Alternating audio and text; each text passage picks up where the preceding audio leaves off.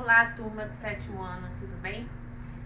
Estou de volta aqui, professora Michele, com vocês, para a gente poder exercitar, corrigir algumas atividades, tá? Do seu livro 1, a gente está finalizando ele, ok?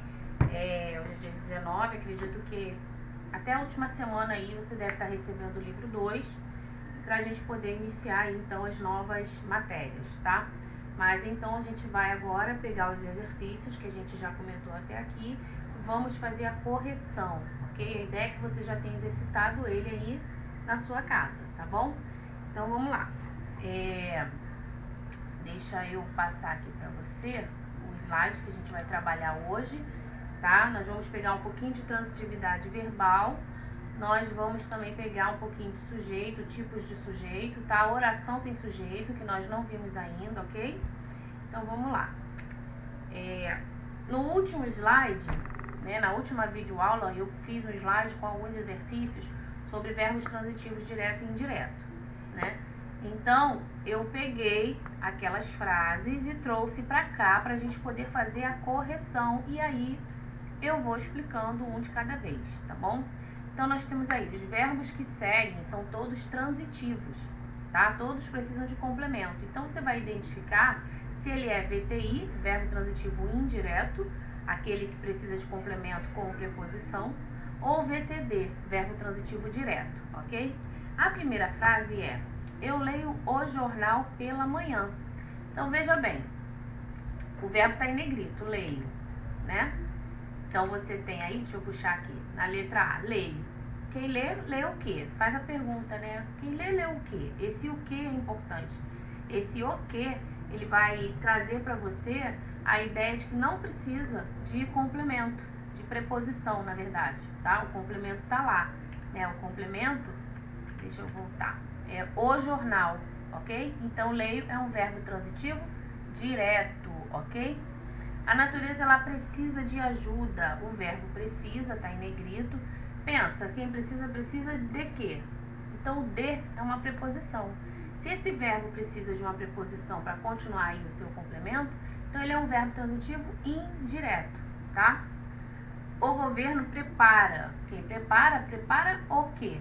Veja, não tem preposição, ele é direto. Então, eu tenho aí um verbo transitivo direto, ok?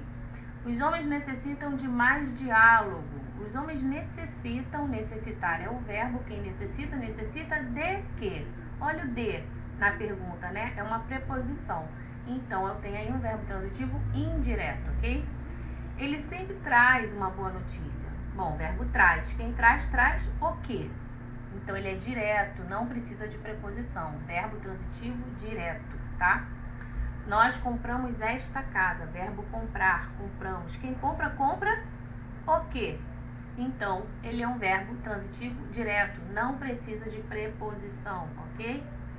Sempre gostei de abacaxi. Verbo gostei. Quem gosta, gosta de quê? Olha a perguntinha aí. E a preposição de, então é um verbo transitivo indireto. A criança rasgou a folha do caderno. A criança rasgou o quê? Ó, a pergunta o que sem preposição, então tem o verbo transitivo direto, tá? Cuide de seu trabalho. Cuide. Quem cuida, cuida de alguma coisa. Então tem uma preposição e esse verbo é transitivo indireto. Mário completou toda a tarefa. Mário completou o quê? Repara, é direto. Então verbo transitivo direto, tá? Muito bem, se você conseguiu fazer no seu caderno, você vai corrigir, vai conferir, né? Aí eu coloquei todos os verbos e a classificação ao lado, tá bom? Sempre lembra de fazer a perguntinha, né? O que ou de que, tá? Fica mais fácil. Quando tiver o de, é uma preposição, então você sabe que o verbo é transitivo indireto, ok? Vamos seguindo. Na página 85, e aí é importante você pegar o seu livro nesta hora, tá? Vou dar um tempinho aí, corre lá na mochila, se não tiver aí do lado já pega, grita mãe, alguém para te ajudar. Pega o meu livro, mãe, enfim, dá um jeitinho de alguém te ajudar. Pega o seu livro, abre ele na página 85. Nós vamos corrigir o exercício número 5, tá? O exercício número 5, ele diz assim: Identifique e classifique o sujeito das orações a seguir, apontando os seus núcleos, tá? Então, o sujeito é aquele que vai realizar a ação da frase, né? E o núcleo é a parte principal desse sujeito, desse nome. Então, assim, nós temos na letra A arquibancada, a orquestra, o tumelê, o procêncio e o palco formavam o prédio teatral grego. E aí, qual é o sujeito, né? Que tipo de sujeito é esse? Bom, nós temos o verbo formavam. Você pode sublinhar o verbo, identificou o verbo, faz a pergunta. Quem é que formavam? Repara que está no plural, então tem mais de um sujeito aí. Eu tenho a arquibancada, eu tenho a orquestra, eu tenho o tumelê, eu tenho o procêncio e o palco. Então, olha só, quantos sujeitos nós temos aí, né? Esses sujeitos, eles formam o sujeito composto, ok? E aí ele pede também o núcleo. O que você vai fazer? O núcleo não precisa do acompanhamento do artigo, né? Então, repara que a gente tira o artigo e fica somente os nomes, tá? Somente os substantivos. Arquibancada, orquestra, tumelê, procêncio e palco, ok? Os artigos, eles não fazem parte do núcleo, tá bom? Letra B. A frase é: a arquibancada era feita de pedras. Nós temos como sujeito aí, o que era feito de pedras? A arquibancada. Então, é um sujeito simples. Muito bem. E o núcleo? Arquibancada. Você tira o artigo, não precisa acompanhar, tá? O núcleo é a parte principal do sujeito, ok? Na letra C, nós temos: encontramos diferentes vestígios dessa cultura artística em nosso teatro contemporâneo. Ó, uma frase dessa bem complexa. Vamos ler novamente? Encontramos diferentes vestígios dessa cultura artística em nosso teatro contemporâneo. Se tiver dúvida, procura primeiro o verbo. Qual é o verbo aí? Encontramos. E você tá procurando agora o quê? O sujeito, né? Repara que o sujeito, ele não aparece, mas você consegue identificar. Então, olha só, ele é implícito. É o nós, né? Nós encontramos. Ele está escondidinho, oculto, ok? Então, você tem um sujeito implícito, oculto, tá bom? É o nós, né? Muito bem, tá? Seguindo, letra D. Os rituais sagrados, as procissões e os recitais duravam dias seguidos. Qual é o sujeito que a gente encontra aí? Composto, né? Os rituais sagrados, as procissões e os recitais. Como núcleo, você vai tirar os artigos e fica somente as palavras, ok? Os nomes. Rituais, procissões, recitais. Muito bem, se você acertou, é isso aí. Você está entendendo a matéria, bem legal, tá bom? Vamos lá, continuando o número 6 da página 85, tá? Ele diz assim: leia os trechos inspirados no texto e responda às perguntas propostas. Aí ele diz: Tespes vestiu uma máscara humana e fingiu ser um deus, né? A letra A pergunta: o sujeito dos dois verbos destacados tem a mesma classificação? Aí você deve explicar. Então vamos entender isso aí. Vestiu e fingiu. Quem é o sujeito de vestiu? Tespes, né? Você pode fazer a pergunta: quem vestiu uma máscara humana? Você encontra o sujeito Tespes, um sujeito simples, correto? Agora você pergunta: fingiu ser um deus. Olha só. Embora esteja determinado aí pelo contexto, ele está implícito, né? Ele não está aparecendo aí para você. Você até entende quem fingiu, mas ele não está na frase. Então, você entende que esse sujeito do verbo fingiu é um sujeito oculto, implícito, ok?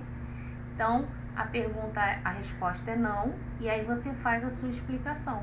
Né? O sujeito do verbo vestiu é um sujeito simples, se refere ao Tespes. O sujeito do verbo fingiu está implícito, ele não aparece na oração bem explícito, né? Embora a gente entenda a partir do contexto, mas ele está oculto ali, ok? Então, cada um tem a sua forma aí, de seu jeito de explicar, tá? Eu coloquei desse jeito aí para que você entenda, ok? Passando para o próximo. A próxima oração diz assim: essas festas aconteciam uma vez por ano na primavera e eram uma homenagem ao deus Dionísio. Repara que eu tenho aí dois verbos em destaque, né? O aconteciam e o eram, ok? Aí ele pede para você identificar o sujeito do verbo aconteciam, e a gente vai aproveitar e vai classificar, tá? E também para você identificar o sujeito do verbo eram. Então vamos lá. Qual é o sujeito do verbo aconteciam? Essas festas aconteciam. Então o que aconteciam? Essas festas. Nós temos então um sujeito simples, porque o sujeito são essas festas, tá? E o sujeito do verbo eram? Tá perguntando aí se ele é indeterminado. Vamos ver. Na primavera e era uma homenagem ao deus Dionísio. Não, né? O sujeito do verbo era, ele também é implícito, pois a gente consegue entender pelo contexto, tá? Então, olha só, se pode explicar da seguinte forma. Não, o sujeito do verbo eram está implícito, é implícito, pois pode ser determinado pelo contexto já que aparece na oração anterior. Então, nós temos ali, essas festas aconteciam uma vez por ano, na primavera, e era uma homenagem ao deus Dionísio. Essas festas eram uma homenagem ao deus Dionísio, ok? É isso que ele está querendo dizer aí, tá bom? Vamos seguindo. Preste atenção nessas duas orações. Nós temos aqui, há dias ele não é visto. E na outra oração, choveu bastante esta noite, tá? Essas duas orações não estão no seu livro, ok? Eu que peguei para poder trazer esse exercício para vocês, para relembrar aí. A gente vai voltar para o exercício, só um minutinho, tá? Mas deixa eu ver com vocês essas duas por enquanto. Nessas orações acima, ele quer saber o sujeito.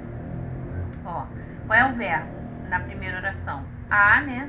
Tem um azinho ali com H e o acento. Verbo haver. E o choveu, na outra oração, que é um fenômeno da natureza. Nas orações acima, o sujeito é... Ah, muito bem, que respondeu uma oração sem sujeito. São verbos impessoais, ok? Isso aí, muito bem. Agora na página 100.